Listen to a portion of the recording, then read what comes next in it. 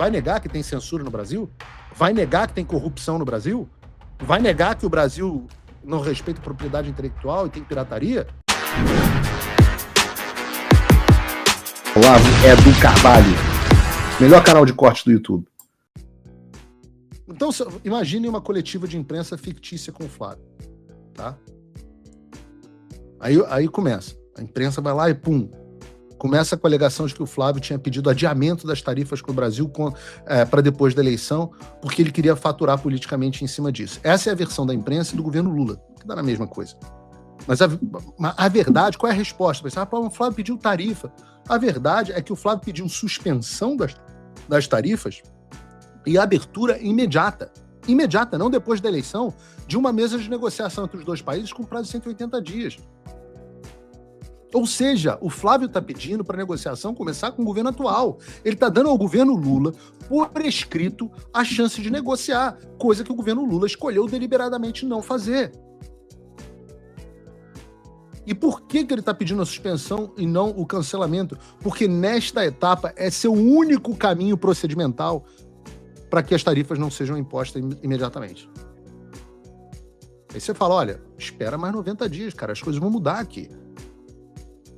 E aí você pode ter uma negociação de boa-fé, seja da minha parte, porque eu vou ser o presidente eleito, seja por parte de um governo, se o Lula for reeleito, Deus nos livre, por um governo que não tem mais um incentivo de lacrar eleitoralmente.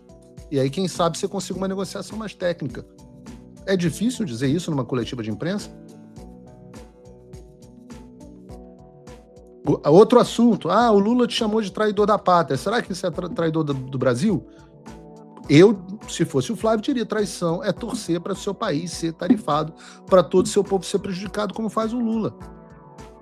O Flávio, por outro lado, protocolou um documento contra as tarifas no mesmo processo em que o governo Lula escolheu se omitir até o último momento.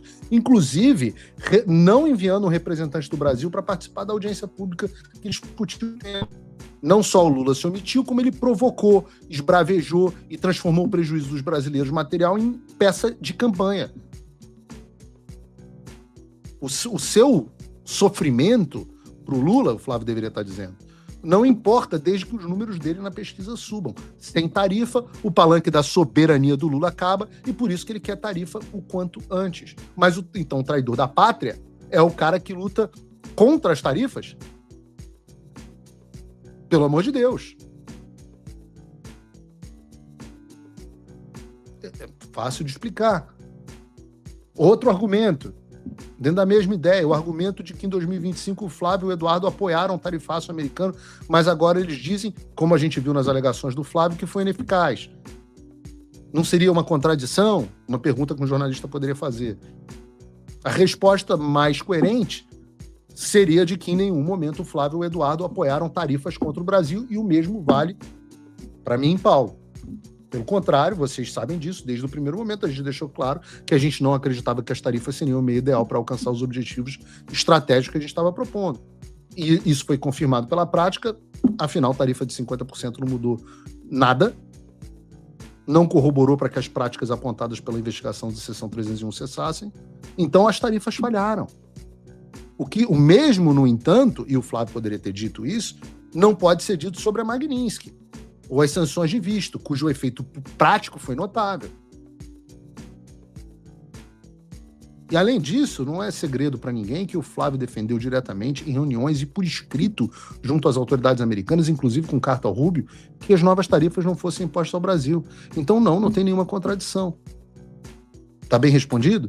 O que nos leva a outra alegação relevante, que é repetido pela esquerda e pela imprensa, que é a ideia de que o Flávio, o Eduardo e eu teríamos atropelado a negociação oficial do Itamaraty com o governo dos Estados Unidos. Tá aí, da imprensa. O que dizer sobre isso? Essa talvez seja a mais ridícula de todas, porque enquanto o Flávio, o Eduardo e eu buscávamos canais formais que o governo dos Estados Unidos abriu para discutir a Seção 301, consulta pública com prazo aberto, qualquer cidadão interessado podia participar. O Itamaraty, o Ministério da Indústria e Comércio, a Apex, todo o governo Lula, escolheram conscientemente não participar do processo, porque eles querem, como eu venho dizendo, é que o Brasil seja tarifado, pô. Aí vem um imbecil de um especialista da FGV na Veja, fala, não, essa participação atrapalha. Meu filho, são 11 meses que essa negociação está ocorrendo e o Brasil não conseguiu nada. Eles só decidiram enviar a consideração por escrito depois que souberam da participação do Flávio. E mesmo assim enviaram um documento com, sei lá, 1/4 do número de páginas do que o Flávio escreveu. Então a gente não pode atrapalhar a negociação do Itamaraty, porque não existe negociação com o Itamaraty. Isso é uma invenção. Aí vem o PC7 e diz que a tentativa de Flávio Bolsonaro em reverter o tarifaço do Trump é um tiro no pé. O PC7 não gostou. O argumento deles é que para pedir o recuo do governo Trump, o Flávio teria que recorrer a argumentos que tornam a posição do Trump política, juridicamente ou tecnicamente insustentável. Mas a verdade é que esse é um dilema falso. Em nenhum momento o Flávio questionou a existência da investigação da seção 301. O ponto é que o remédio do USR, o que eles estão... Não dá para negociar. Vai negar que tem censura no Brasil? Vai negar que tem corrupção no Brasil? Vai negar que o Brasil não respeita a propriedade intelectual e tem pirataria? O único ponto contestado é a questão do PIX. Mas vai negar os outros achados que são os principais? Não tem como negar. Nós somos as vítimas. O ponto é que o remédio que o governo americano está propondo, e o USR especificamente, para os fatos apontados, que são reais e incontestáveis muitas vezes, não resolve o problema. Então se trata de questionar a posição do Trump ou do governo dos Estados Unidos, não é isso, mas sim garantir que os responsabilizados pelos fatos apontados não sejam os inocentes que não têm nada a ver com a história, mas sim os agentes que permitiram que o regime de censura e perseguição no Brasil se instalasse e fosse mantido. Vendo que esse argumento era frágil, vamos para outro ponto. A imprensa passou a apontar outra coisa. Olha essa manchete do Valor Econômico. Flávio liga Master ao governo Lula, mas omite sua conexão com Vocaro em documento aos Estados Unidos. Puta merda. Por que o Flávio citou o Master ao falar do Lula, mas não falou que conhecia o Vocaro? A resposta é que o documento responde especificamente às perguntas das autoridades americanas. Qual seja, a tarifa corrige práticas apontadas pela investigação? No capítulo que trata da corrupção, o foco é mostrar a captura do aparato de fiscalização do Estado brasileiro. Gilmar Mendes! Gilmar! E o caso Master demonstra a profundidade dos vínculos entre a corrupção empresarial e governamental. Em outras palavras, a relação do Flávio com o Vocaro, que não é uma relação de intimidade, não se deu para além do escopo da Corte, não tem nada a ver com o objeto da investigação e com a pergunta direcionada pelas autoridades americanas. Não há corrupção ou suspeita de corrupção envolvendo o Flávio Bolsonaro.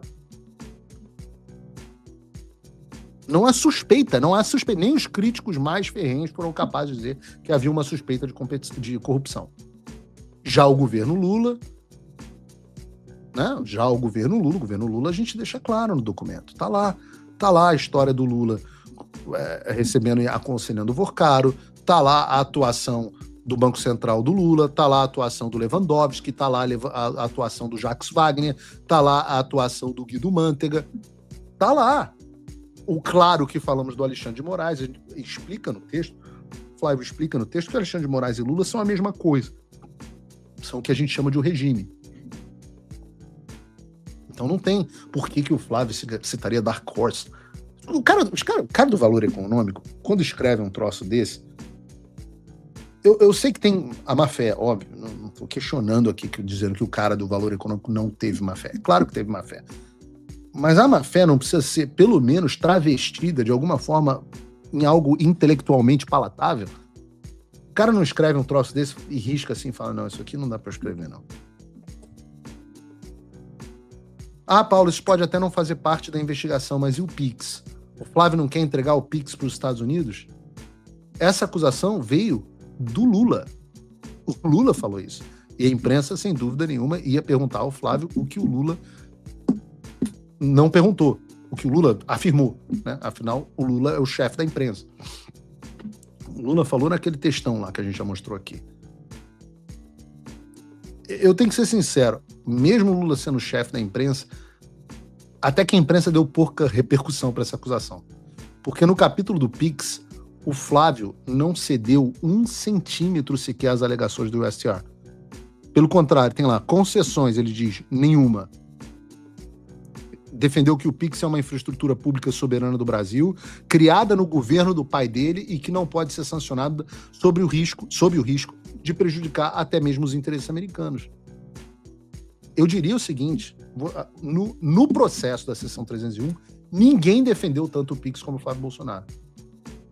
A única coisa que ele fez aqui foi diferenciar a defesa do Pix da defesa das empresas americanas de cartão de crédito que pagam impostos altos, de fato, e isso acaba prejudicando o consumidor brasileiro que tem que arcar com juros maiores no cartão de crédito. E a única proposta dele foi menos imposto e mais concorrência no setor de crédito, o que não tem nada a ver com o Pix que permanece inalterado. Pelo contrário, você não gostaria de ter mais concorrência no setor de crédito?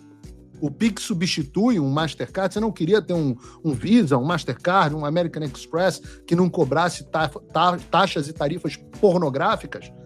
Uma enorme parte delas sendo imposto? Ora, um governo que acredita em economia liberal vai realmente propor menos impostos e mais concorrência. O Trump voltou. Isso já deve ter tirado um peso das suas costas. Mas e o Brasil? O nosso país continua atolado e achar que só a vitória do Trump vai resolver tudo é ilusão. Nada vai mudar sozinho. E pode ter certeza de uma coisa, ficar xingando muito nas redes sociais não vai fazer diferença nenhuma. Você vai continuar esperando alguém fazer alguma coisa por você, um político, um salvador da pátria? Esquece. Se ninguém tomar uma atitude, nada acontece. Eu tô fazendo a minha parte. Eu parei a minha vida por isso. Mas, se você quer saber como pode ajudar sem precisar largar tudo, a resposta é simples, apoiando quem está na linha de frente. Sem esse apoio, sem essa linha de suprimento, esse trabalho morre. Sem estrutura, ninguém avança. Então acessa www.paulofigueiredoshow.com/apoie e com $5 por mês, você pode fazer parte disso. Se puder mais, eu recomendo, seja um patrono Gold e participe ativamente no grupo que me ajuda a pautar esse debate. O que vai definir o futuro é quem faz e não quem reclama. A escolha é sua.